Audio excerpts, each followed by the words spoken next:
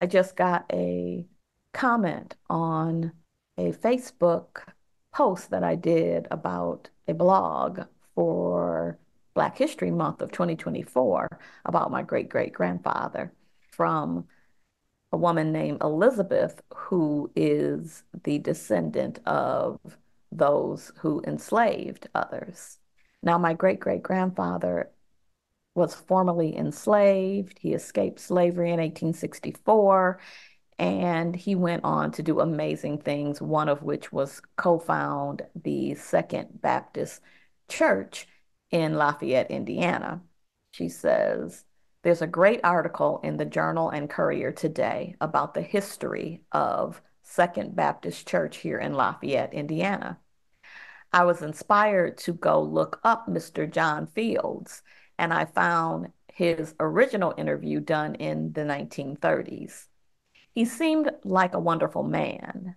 Then I went to Ancestry.com hoping to see if someone had found the family he had been separated from, and I did not find answers.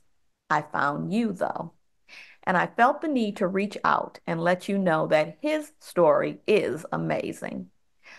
Such a sad history our country has, and I am sorry to report that my family from Tennessee was on the bad side of that history.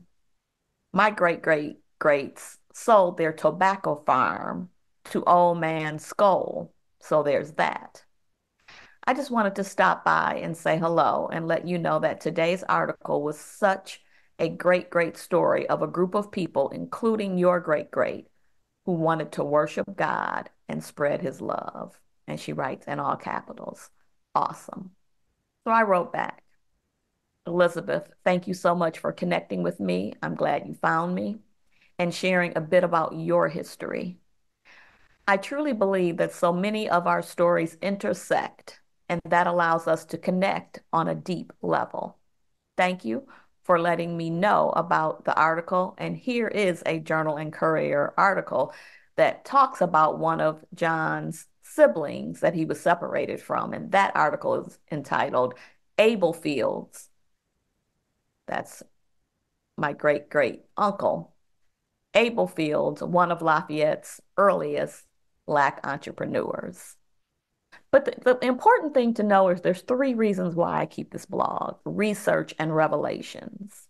Research and revelations. Number one, to keep the journals, and then also to create a space so that my family members, my daughter, my nieces and nephews, can learn this history that we didn't know about in our family, I might add. We only knew a little bit about him. My mom had this yellowing article that she would bring out for me every now and again about the fact that he was enslaved. He lived in Lafayette, Indiana, and he owned some homes and lived to be 104 healthy. That's all I knew. Didn't know that he had been one of the 2,000 formerly enslaved to be part of this, the narratives. Know that he had co-founded a church, the Second Baptist Church in Lafayette, Indiana. I did not know that he had driven the horse and buggy for the editor of the Journal and the Courier. I didn't know about my great great grandmother, Elizabeth Scott, and my great great great grandfather, Jordan Scott, and all that he had done to teach my great great grandfather all these things. And I didn't know my great great grandfather was the first to be baptized at the Second Baptist Church. I didn't know that he was a preacher of the Second Baptist Church. I didn't know he had posted an article in the Journal and Courier during the drought of the 1930s, declaring what God had spoke over it. I didn't know these things. And I want my family members to know, and I believe it goes beyond my family into others and their families. The third reason why I keep this, and it really links to where I'm going to end today. I was watching The Best of Enemies. I don't know if you've seen it with Taraji, a Black activist, Ann Atwater, and she's the co-chair of a committee to talk about integrating schools in North Carolina, in Durham, North Carolina. And she's paired up with the president of the Ku Klux Klan, C.P. Ellis. and they have to work together as this whole group has a mediation about deciding the fate of integration at a time where the Black children in this particular school, it had caught fire and they could barely finish their education, their struggling education, and they needed these other schoolhouses to do so. As I was watching about the best of enemies, my daughter and I took an intermission. We were watching it together and we took an intermission. And I went to Facebook and found this article from Elizabeth sharing with me that she had learned about the history of my great great greats and then feeling a safe space to share about the history of her great greats. On this same day, there was an article on the Journal and Courier titled "The Formation of Lafayette's Second Baptist Church and Its Lasting Legacy." And in this article, there was written about, there were words written about many, many people involved in this. There were actually 12 of them involved in forming this new church, formerly enslaved individuals.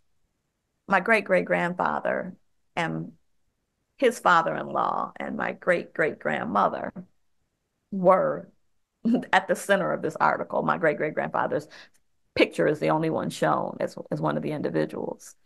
So I'll share more about that as I document this particular moment in history, our history, mine and his. But the revelation of the fact that I was watching about the best of enemies when I created this space for Elizabeth to share her version of her history, it just hit me like there's something in this, and I don't know exactly what God is calling me to do. I have a hint, I have a glimpse, because I know what I know now. This is not a coincidence.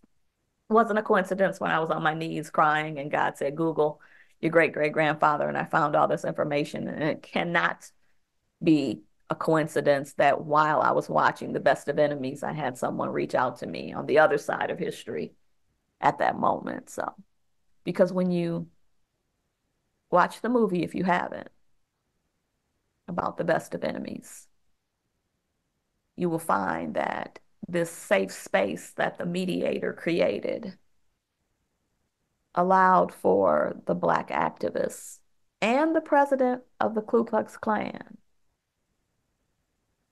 to have a meeting of the heart. It changed the heart of the KKK president.